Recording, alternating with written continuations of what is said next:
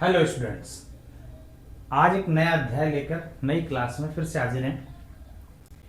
प्रश्नावली अपन पढ़ रहे हैं 9.1 सरल रेखाएं। ये अब कोऑर्डिनेट ज्योमेट्री का चैप्टर चालू हो रहा है, निर्देशांक की ज्यामिति, जिसमें से आपको 10th का पुराना कुछ जरूर याद होगा, और यदि नहीं है तो थोड़ा सा रिवीजन कराते हैं, उसके बगैर काम चलना नहीं है आगे। तो मैं पहले 10th का कुछ रिवाइज कराऊं, उसके बारे फिर बाद हम सरल रेखाओं पर आएंगे कि क्या सरल रेखाओं में करना है। तो क्लास 10th का रिवीजन करते हैं। एक पहले क्लास 10th रिवीजन, ये आपको बहुत जरूरी है। कुछ ये फॉर्मूले हैं, आप भूल गए होंगे, इसलिए मैं फिर से बता रहा हूं। सबसे पहले है दूरी सूत्र, डिस्टेंस फॉर्मूला, दूरी सूत्र। इसका क्या मतलब है, मैं चित्र भी थोड़ा थोड़ा सा बनाऊं। ये x है, ये x डैश, ये y डैश, ये y, ये मूल बिंदु 0 0 होते हैं।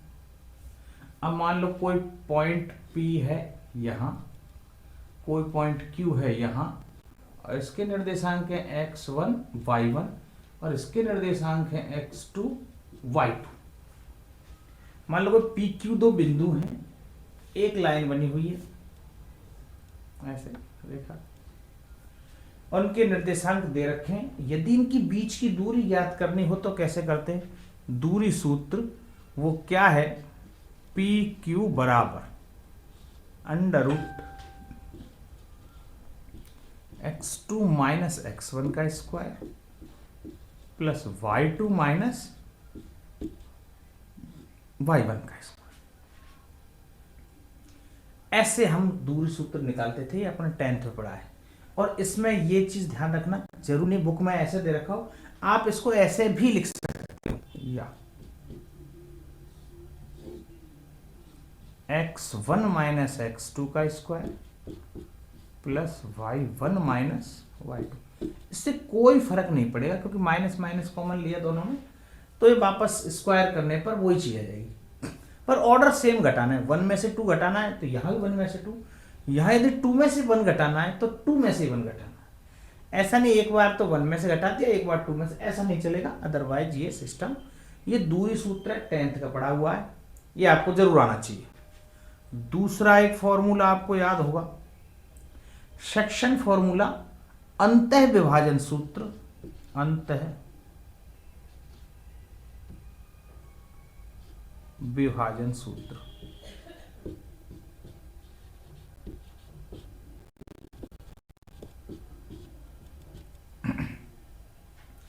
ये क्या मतलब है इसका, जरा एक बार इसके लिए डायग्राम, मैं इसी डायग्राम को काम में ले रहा हूं। मान लो ये PQ निर्देशांक है, और यहां पर कोई R पॉइंट दे रखा है, और जिसके निर्देशांक x y ज्ञात करने हैं, और जो m1 और m2 अनुपात में विभाजित कर रहा है, किसको?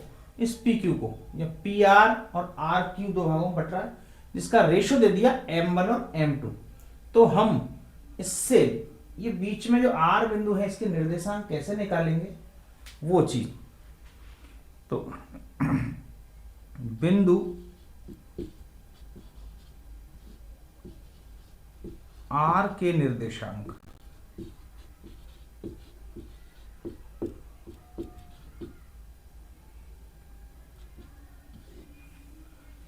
x का मान निकालेंगे तो यहां आएगा x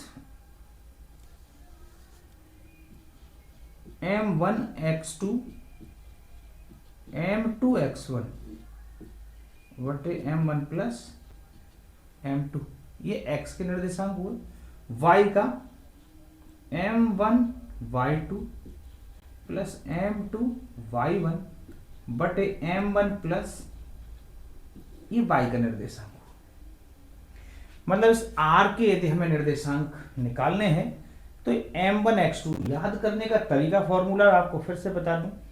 m1, ये m1 m2 क्या है, इसके रेशियो है, अनुपात दे रखा हुआ, 2:5 में विभाजित कर रहा है, 3:7 में कर रहा है, जो भी है। तो m1 वाले में तो x2 का गुणा करना है, m2 में x1 का गुणा करना है, बस ऐसे ध्यान रखना है आपको। इसको लिख पहले सकते हैं m2x1 प्लस m1x2, ऐसे भी लिख दे, कोई फर्क नहीं पड़ रहा, प्लस का साइन है, कहीं भी लिख सकते हैं। तो इस हिसाब से ये r के निर्देशांक, कभी कभी ये निर्देशांक दिए हुए आएंगे, आपको रेशो निकालना पड़े तो हम रेशो भी निकाल सकते हैं। तो एक अंत्य विभाजन वाला सूत्र का फॉर्मूला एक आपको ये याद करना था। तीसरी जो चीज है, त्रिभुज का क्षेत्रफल, 3 शीर्ष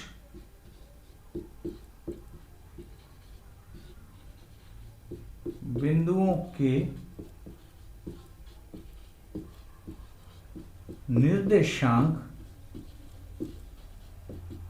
दिए होने पर त्रिभुज का क्षेत्रफल, एक आपको ये पता होना चाहिए। जैसे इसके लिए चित्र बना रहा हूं मैं, आप देख,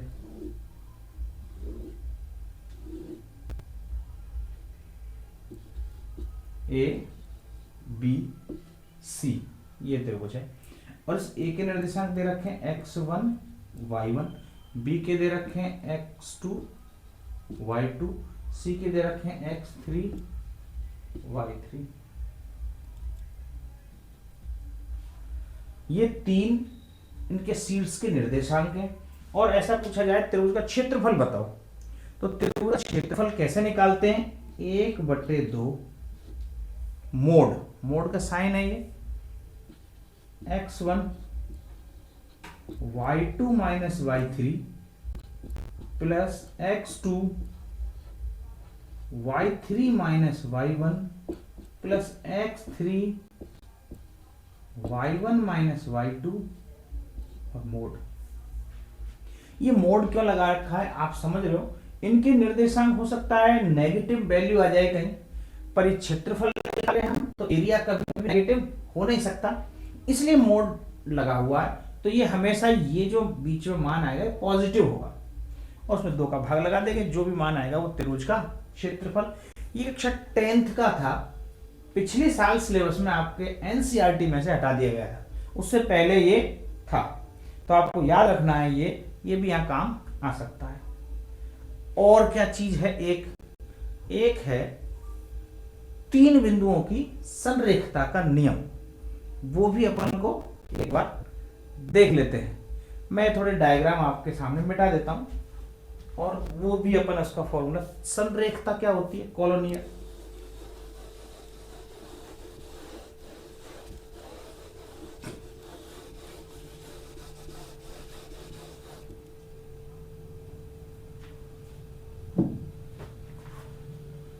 चौथा जो पॉइंट अपन को याद रखना है,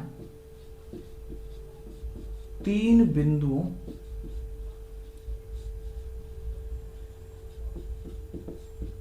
की संरेखता की शर्त, आप ऐसा याद रखें, 3 बिंदुओं की संरेखता के साथ। ये संरेखता क्या चीज है जरा आप देखें, मैं कोई 3 बिंदु बना रहा हूं, ये ए बिंदु है, यहां पर कोई बी बिंदु है, यहां पर कोई सी बिंदु है, 3 बिंदु है, और ये तीनों बिंदु एक ही रेखा में हैं। ये ऐसे कैसे पता कर पाएंगे ये तीनों बिंदु एक ही रेखा में, यदि ये बी बिंदु कहीं भी ऊपर नीचे हुआ तो एक क्षेत्रफल मतलब त्रिभुज क्रिएट कर देगा। मान लो बिंदु यहां ना होकर यहां होता है तो अपन छोटा सा ऐसा त्रिभुज बन जाता, नीचे होता तब भी एक ट्रायंगल बन जाता, लेकिन ये बीच में है, बी इस लाइन पे आ रहा है, तो इसका मतलब तीनों बिंदुओं से कोई भी त्रिभुज नहीं बन पा रहा। तो इसकी संरेखता का नियम 10th में जो दे रखा है वो क्या है कि त्रिभुज का क्षेत्रफल 0 हो जाता है, त्रिभुज का क्षेत्रफल 0 होता है, बराबर 0। इसका क्या मतलब है, मैं इसकी वैल्यू इक्वल टू 0 रख दूंगा तो इसमें से कोई भी 2 पॉइंट दे रखे हैं, तीसरा नहीं दे रखा है, तो हम किसी के भी निर्देशांक ज्ञात कर सकते हैं। या तीनों बिंदु दे रखे हैं, हम तीनों बिंदुओं से ये निकाल के देखें और वो 0 के बराबर वैल्यू आ रही है, तो इसका मतलब ये कह सकते हैं कि तीनों बिंदु एक सीधी रेखा में होंगे। ठीक है, हालांकि ये 10th तक का था, यहां संरेखता की एक और शर्त भी पढ़ेंगे अपन 11th में। ये 10th में हमने ऐसे पढ़ी हुई है, लेकिन आपको नॉलेज में होना चाहिए कि क्या क्या चीज हमें इसमें पढ़ना। अब इसको त्रिभुज क्षेत्रफल ऐसे, तो इसको मैं एक बार डायरेक्ट पूरा लिख के बता देता हूँ। 1/2 mode of x1 y2 minus y3 plus x2 y3 minus y1 plus x3 y1 minus y2। आपको फॉर्मूला बहुत बड़ा लग रहा होगा, पता नहीं कैसे याद करें क्या है, तो इसका भी बहुत सिंपल तरीका, आप खुद से देखो एक बार। एक पैटर्न फॉलो हो रहा है इसमें फिक्स, 1 2 3, फिर 2 3 1 3 1 2, सिंपल सा ऐसा एक पर्टिकुलर, यानी x1 है तो y2 माइनस y3 है, प्लस x2 है तो y3 माइनस y1 आएगा। इसमें ऑर्डर चेंज नहीं कर सकते क्योंकि चिन्ह यहाँ माइनस का है।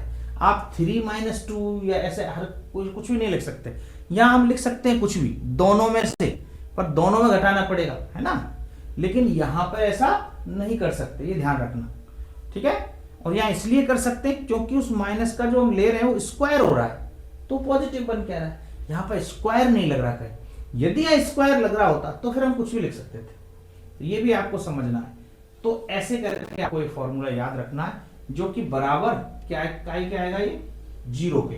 तो हम कह सकते हैं तीनों बिंदुओं की संरेखता की ये शर्त है कि इसका एरिया है वो 0 के बराबर होना चाहिए, तो बिंदु संरेख होंगे। ये जो अब तक जितने ये 4 पॉइंट हमने पढ़े ये 10th के, और ये हमें आना चाहिए। बस एक चीज और रह गई शायद, हाँ, अंत्य विभाजन सूत्र में ये तो आपने पढ़ा ही है, एक चीज और है मध्य बिंदु के निर्देशांक, वो और बता देता हूं, मुझे याद आ गया। मान लो जैसे m1 m2 ना विभाजित करके मिड पॉइंट हो कोई और उसके निर्देशांक पूछ लिया जाए, तो मध्य बिंदु के निर्देशांक कैसे निकालते हैं? मध्य बिंदु के निर्देशांक,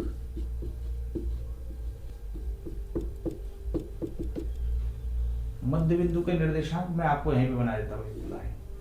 ये मान लो P लाइन है, ये Q है, ये पॉइंट है x1 y1 निर्देशांक है इसके, Q के x2 और y2 निर्देशांक है। यहां पर कोई पॉइंट दे रखा है R, बीच में ना मिड में R, और जो कि ऐसा दिया हुआ है कि ये इसका R क्या है, मिड पॉइंट है मध्य बिंदु में, और इसके निर्देशांक ज्ञात करने हैं आपको x और y, ठीक है। तो जो मध्य बिंदु के निर्देशांक निकलेंगे x बराबर x1 प्लस x2/2 और y बराबर y1 प्लस y2/2। ये सब कुछ 10th का अपन पढ़ रहे हैं। आपको यदि कोई रेखा दे दी जाए, उनके दोनों के निर्देशांक, पॉइंट के दोनों के निर्देशांक दिए हुए हैं, और हमें कोई बिंदु दे रखा है बिंदु, तो उसके हम निर्देशांक कैसे ज्ञात करेंगे, इस तरीके से। इसकी कहां कहां कैसे जरूरत पड़ेगी आपको नॉलेज में डाला है। इन फॉर्मूले में जहां जहां जरूरत पड़ेगी हम यूज ले सकते हैं, और जरूरत नहीं है कि शायद हो सकता है जरूरत ना भी पड़े, पर आपको इस चैप्टर के लिए इसका ज्ञान होना आवश्यक है, इसलिए थोड़ा सा बताया है। अब अपन 11th क्लास की मैथ की तरफ बढ़ेंगे। ये 5 आपको बिंदु बताए हैं, बस आपको ये याद रखने हैं, ठीक है। अब आगे 11th का पढ़ना है अपन, वो क्या पढ़ेंगे देखें।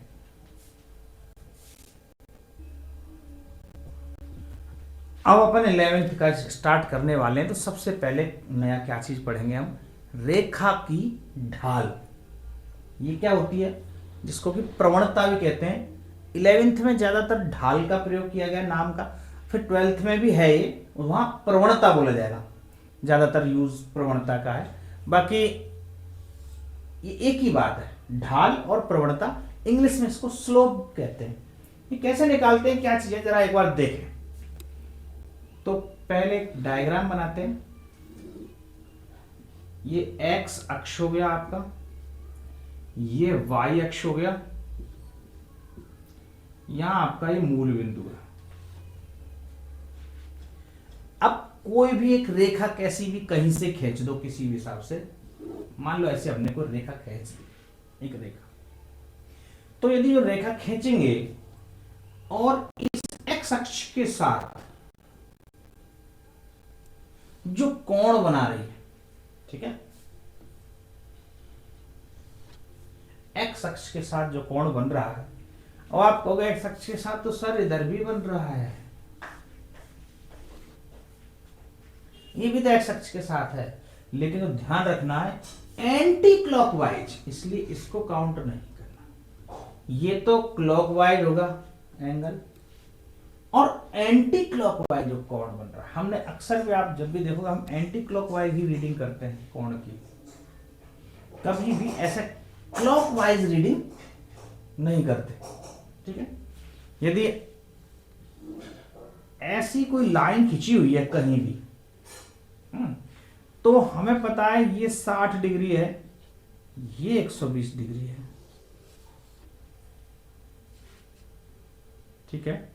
ऐसा एक एंगल जैसे मान लो, तो हम ऐसे करके यूं काउंट करते हैं एंटी क्लॉकवाइज के हिसाब से सारा एंगल्स को, तो इधर से पढ़ा जाता है एंगल सारे, तो हम ज्यादातर इसमें एंटी क्लॉकवाइज जो घड़ी के विपरीत दिशा से जो कोण बन रहा है थीटा, मैंने मान लिया थीटा, इसी को क्या कह रहे हैं हम, झुकाव कह रहे हैं। ये रेखा का झुकाव है, लाइन है, हाँ मैं ध्यान रखो लाइन नाम ले रहा हूं, मतलब बढ़ रही है, इधर भी जा रही है उधर भी जा रही है कहीं भी जा रही है, ये मतलब बढ़ रही है आगे तक, ऐसा नहीं फिक्स रेखा खंड नहीं बोला है मैंने, एक रेखा बोला है, और सरल रेखाएं पढ़ रहे हैं। तो देखेंगे एंटी क्लॉकवाइज एक्स अक्ष के साथ बना कोण रेखा का झुकाव कहलाता है, पहली बात तो ये, तो हम ये समझें एक्स अक्ष के साथ,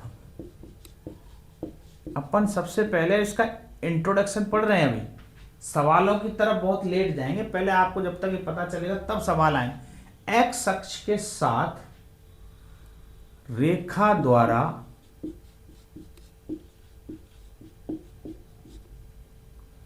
घड़ी की विपरीत दिशा में, विपरीत दिशा में बनाया गया कोण झुकाव कहलाता है। कोण रेखा का झुकाव कहलाता है। ये रेखा का झुकाव है, और इस झुकाव का, इस कोण का यदि हम tan ले लें तो वो क्या बन जाएगा, tan थीटा। इस झुकाव का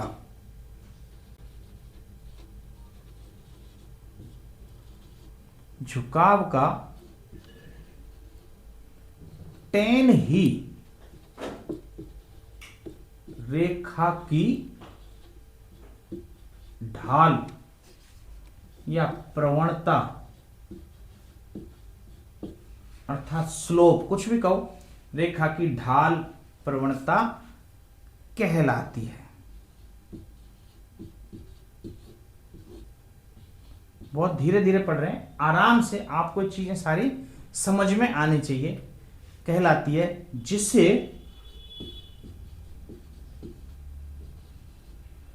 एम से दर्शाया जाता है।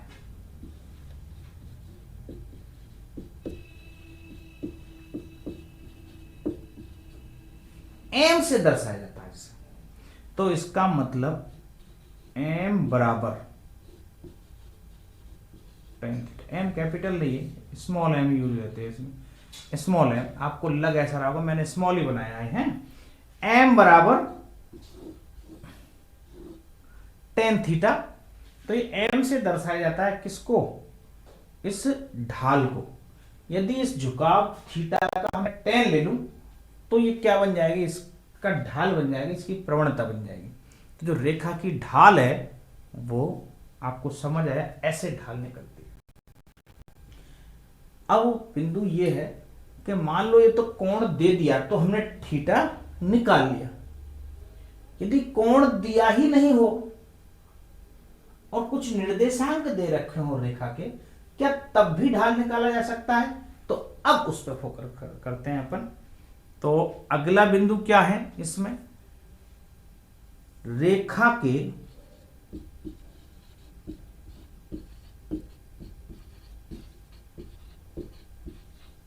निर्देशांक दिए होने पर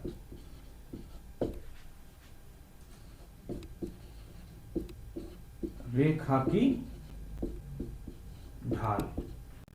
यदि रेखा के निर्देशांक दे रखे हैं तो फिर रेखा की ढाल कैसे निकलेगी, ये हमारी दूसरी बात है। एक तो हमने रेखा की ढाल प्रवणता क्या होती है पहले तो वो सब, m बराबर tan थीटा।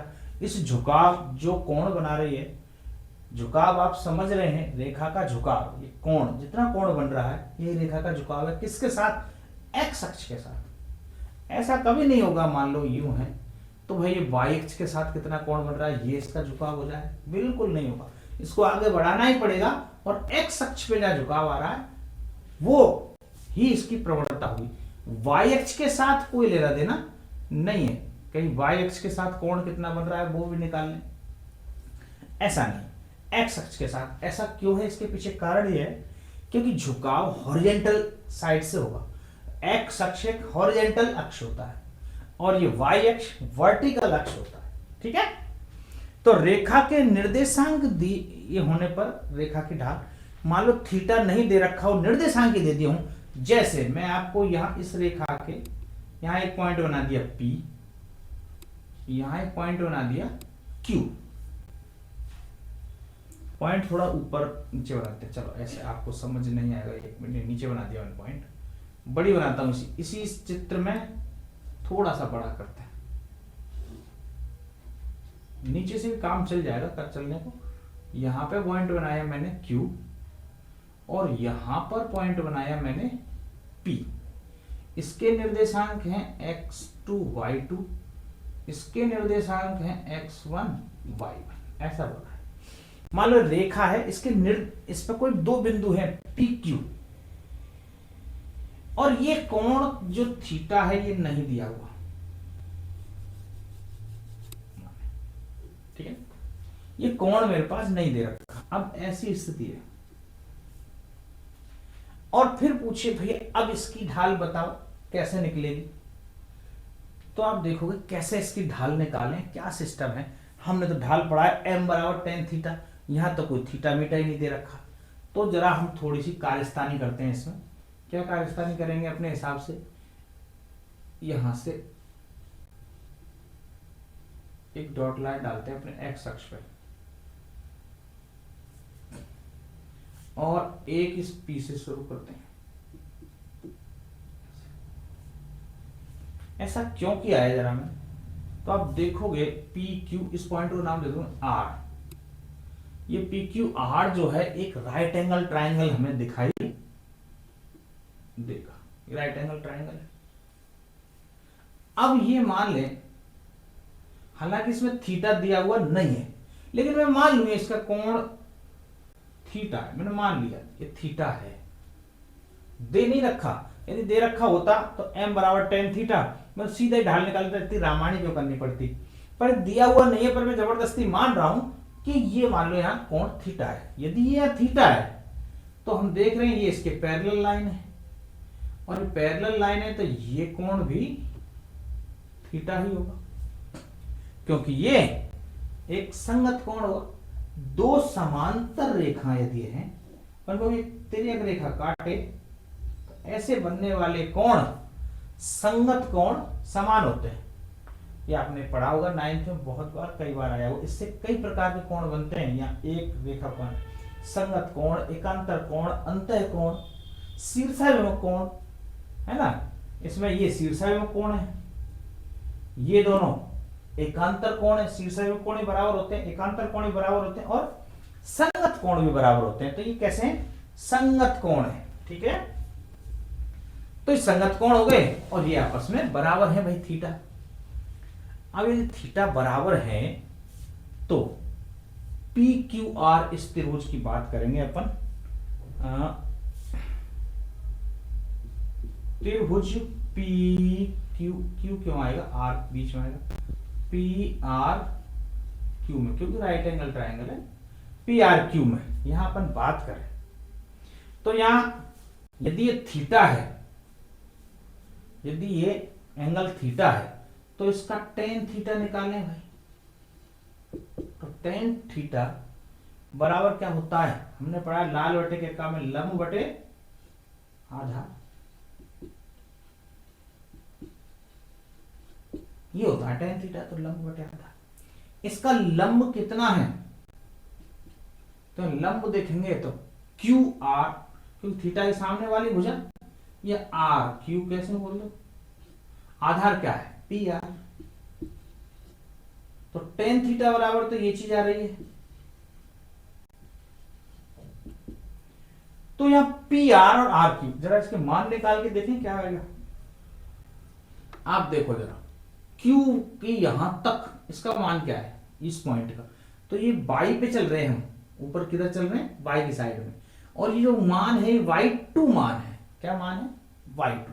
मुझे q और r निकालना है, तो r तक क्या मान होगा, तो ये y1 वैल्यू है, ये y1 वैल्यू कहां से होगी, यहां से यहां तक नापूंगा तो ये y1 है, क्योंकि जब तो इसका निर्देशांक x1 y1 है, x पे चलेंगे यहां तक तो x1 है, y पे चलूंगा यहां तक तो ये y1 है। इसका मतलब यहां तक तो y2 है, यहां तक y1 है। यदि इस y2 में से y1 घटा दें तो ये QR आ जाएगा। इसी प्रकार यहां इसको देखें PR को, तो ये यहां तक x पे, तो ये x2 निर्देशांक आ रहा है, ये तो x2 चले हैं हम यहां तक तो, और ये दूरी है x1, तो जो PR होगी वो x2 माइनस x1 होगी। इनके मान लिख देते हैं, RQ y2 माइनस y1 बटे x2 माइनस x1, RQ का मान y2 माइनस y1। कैसे आ गया, ये दूरी y2 है, ये y1 घटा दी बस मैंने, तो मुझे तो यहाँ QR ही चाहिए थी y2। यहां देखें, यहां तक x2 दूरी चले हैं, यहां तक x1 दूरी चले हैं, x2 में से x1 घटा दिया, ये PR आ गया, बस इसका मान है रख दिया। लेकिन हमने तो ये पढ़ा था कि m बराबर tan थीटा होता है। अभी जब m बराबर tan थीटा होता है, tan थीटा को m लिख दिया, और ये tan थीटा इसके बराबर है, इसका मतलब m बराबर y2 माइनस y1 बटे x2 माइनस x1, ये भी तो होगा। m बराबर tan थीटा और tan थीटा के बराबर ये, तो ये m बराबर ये, इसका मतलब प्रवणता इससे भी निकाली जा सकती है, ढाल इससे भी निकाली जा सकती है। यदि हमारे पास रेखा के निर्देशांक दिए हुए हैं, दो बिंदुओं, रेखा के निर्देशांक, दो बिंदुओं के निर्देशांक, इसमें ऐसा नहीं लिखा, दो बिंदु, दो बिंदुओं के निर्देशांक, रेखा के निर्देशांक नहीं है ये, दो बिंदु है रेखा पे कोई, उनके निर्देशांक दिए हुए हैं, तब ऐसा हम कर सकते हैं। ठीक है, बात समझ में आई। दो पॉइंट हमने ये अब सीखे कि रेखा की ढाल क्या होती है, और दो बिंदु दिए होने पर ढाल कैसे निकाली जाती है। अब देखते हैं आगे क्या इन ढालों से क्या होना जाना है, क्या सिस्टम है। एक तीसरा बिंदु,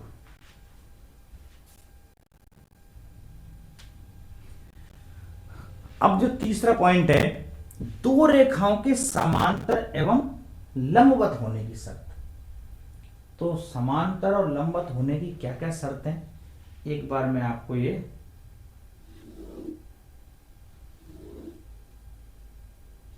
x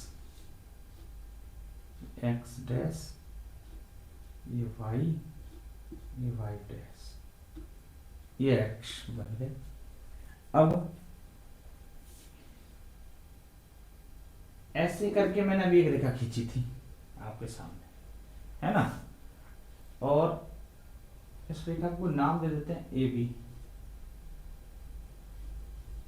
ए बी।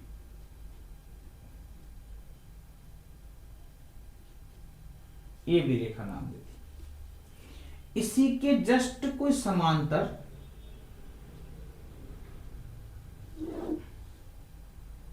इधर भी है, थोड़ी यहां से कट रही है, एक बार सीधी बना।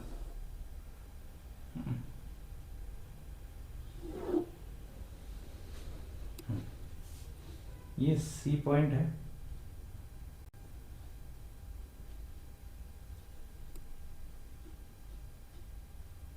D point, C D.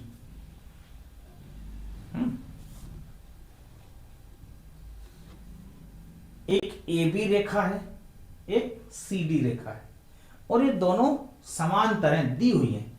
तो मान लो इसका यदि एक एंगल माना मैंने θ1 और इसकी ढाल मानी m1 और इसकी ढाल, क्योंकि दो रेखाएं तो इसकी ढाल m2।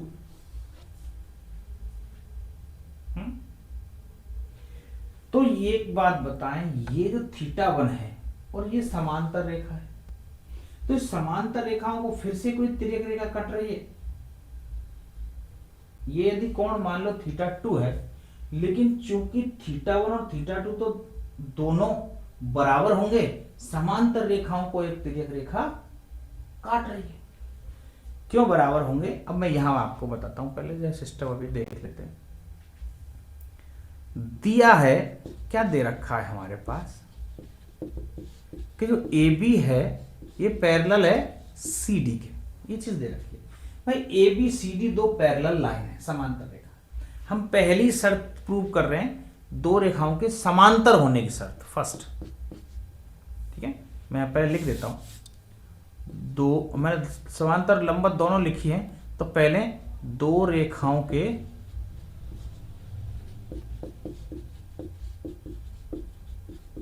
समांतर होने की शर्त। अभी तक आपको कुछ ऐसा लग रहा होगा, पता नहीं कोई क्वेश्चन कर रहे हैं क्या कर रहे हैं। जब तक आपको ये इसका इंट्रोडक्शन नहीं समझ आएगा, सवाल तो कुछ समझ आने नहीं है। तो पहले अपने इंट्रोडक्शन थोड़ा अच्छे से और ढंग से समझेंगे, इसका यूज कैसे होगा वो अपन सवालों में करेंगे, पर पहले आपको ये बातें याद रखनी है।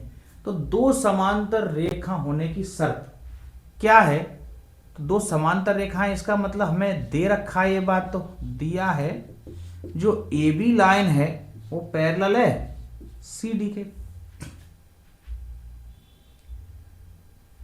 और यदि ये सी डी के बराबर है तो जो इनमें दे रखा है ए बी का एंगल θ1, तो ये एंगल θ2 के बराबर होगा। θ1 θ2 के बराबर हो, क्योंकि रेखाएं समांतर हैं, इसलिए कोण θ1 और θ2 आपस में बराबर होंगे, क्योंकि दो समांतर रेखाओं को एक तिर्यक रेखा काट रही है। तो θ1 θ2 बराबर हुए। दोनों तरफ tan ले लेते हैं, तो tan θ1 बराबर tan θ2। tan क्यों लिया, दोनों तरफ tan लेने पर, दोनों तरफ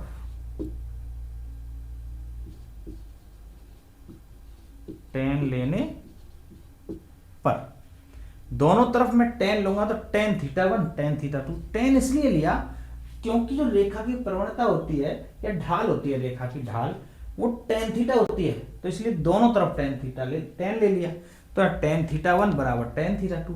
तो tan θ1 इसका मतलब ये तो प्रवणता m1 हो जाएगी, tan θ2 m2 हो जाएगी। इसका मतलब एक कंडीशन निकल के आ गई कि यदि m1 और m2 बराबर हैं, किन्हीं दो रेखाओं की जो ढाल है वो बराबर है, तो वो डेफिनेटली समांतर होंगे। या ऐसे कहें यदि दो रेखा समांतर हैं तो उनकी दोनों की ढाल बराबर हो, ये दोनों एक दूसरे की बात पूरक हैं। यदि ऐसा दे रखा है तो हम कह सकते हैं दोनों रेखा समांतर है, और यदि रेखा समांतर दी हुई है तो हम कहेंगे उनकी ढाल बराबर है। ठीक है, पहली पॉइंट। दूसरी बात, दूसरी क्या शर्त है? दो रेखाओं के लंबवत होने की शर्त। दो रेखाओं के लंबवत होने की शर्त। दो रेखाओं के लंबवत होने की क्या शर्त है कि भाई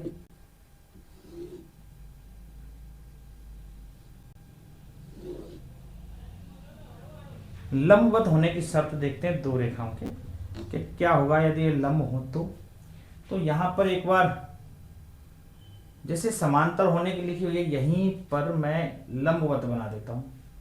ये बात आपके फर्स्ट वाली लाइन समझ में आ चुकी है। इसी पर ही बनाते हैं डायग्राम, एक से ही काम चल जाएगा।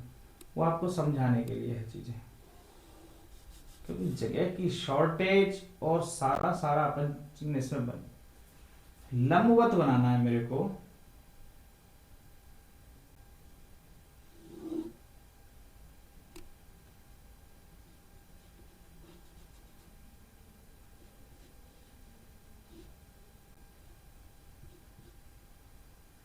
तो ये लंबवत, ये सी और यहां पॉइंट डी, ये सी डी लाइन है, लंबवत है। लंबवत है तो इसका मतलब ये कह सकता हूं मैं ये कोण 90 डिग्री का होगा। यदि ये लंबवत है तो ये बीच में जो कोण है क्या होगा? 90 डिग्री का। ऐसी बात दी हुई है। तो लंबवत होने की शर्त में क्या से लिखें कि इसमें क्या दे रखा है भाई? मेरे पास दिया गया है जो ए बी के लंबवत है, ए बी लंबवत है सी डी।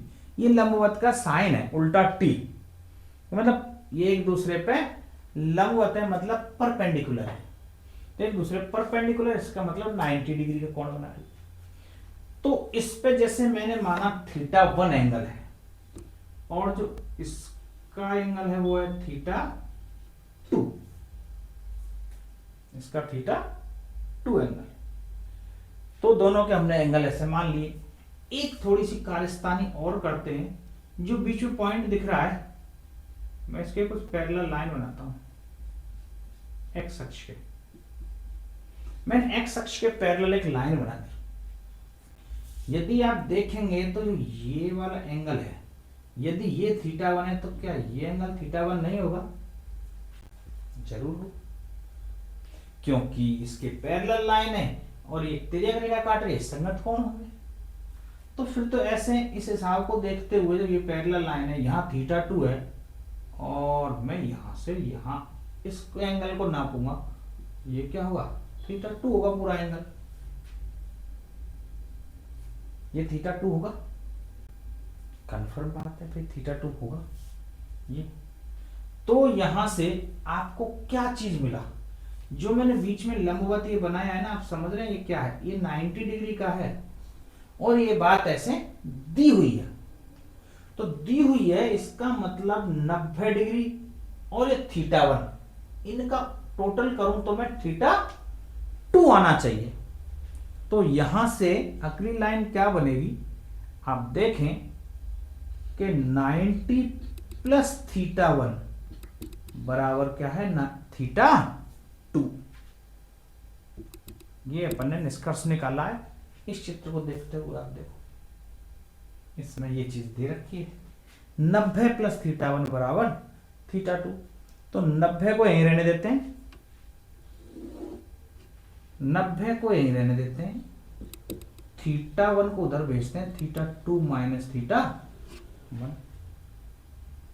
ये हो गया अगली लाइन। अब दोनों तरफ tan ले लेते हैं भाई, दोनों तरफ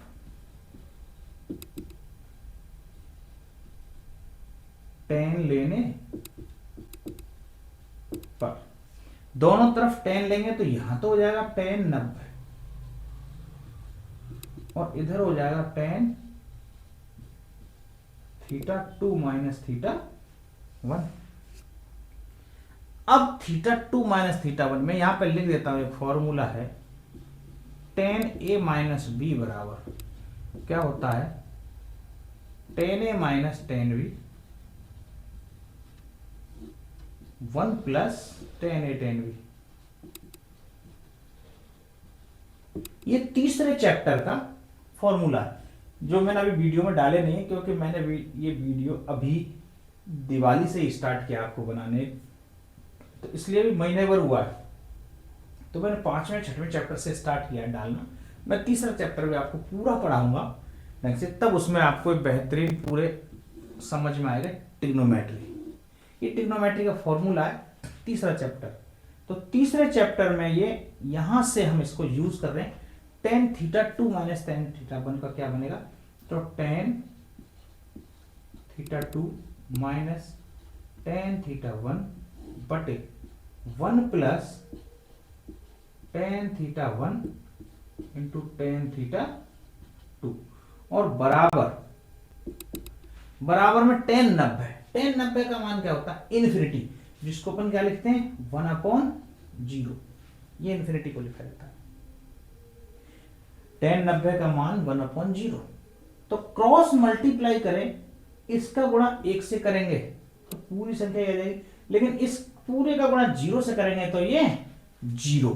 तो यहां अगली लाइन में क्या आएगा कि 1 plus tan theta 1 tan theta 2 बराबर 0। ये चीज आई।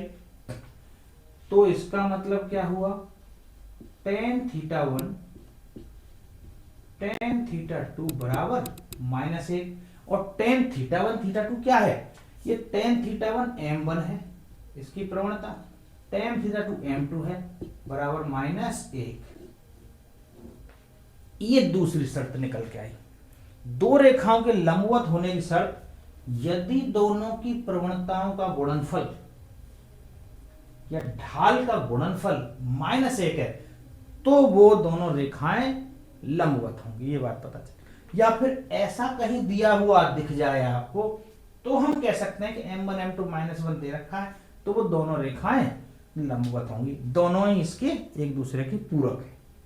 ठीक है, तो तीसरा पॉइंट हमने ये सीखा। अब जो चौथा पॉइंट है वो दो रेखाओं के बीच में कोण, वो नेक्स्ट क्लास में देखेंगे। वीडियो थोड़ी ज्यादा लंबी हो जाएगी, मैं नहीं चाहता आप देख भी नहीं पाते बहुत लंबी वीडियो, क्योंकि बोर होने लग जाते हैं बच्चे। तो मैं छोटी छोटी वीडियो में आपको सारा को समझाने का मेरा प्रयास है। और मैंने कभी भी आपको चैनल को सब्सक्राइब या लाइक करने के लिए नहीं कहा। आपका दिल करे तो सब्सक्राइब करें, अन्यथा आपका काम केवल और केवल पढ़ना है और आपको केवल पढ़ाई करनी है बस। धन्यवाद।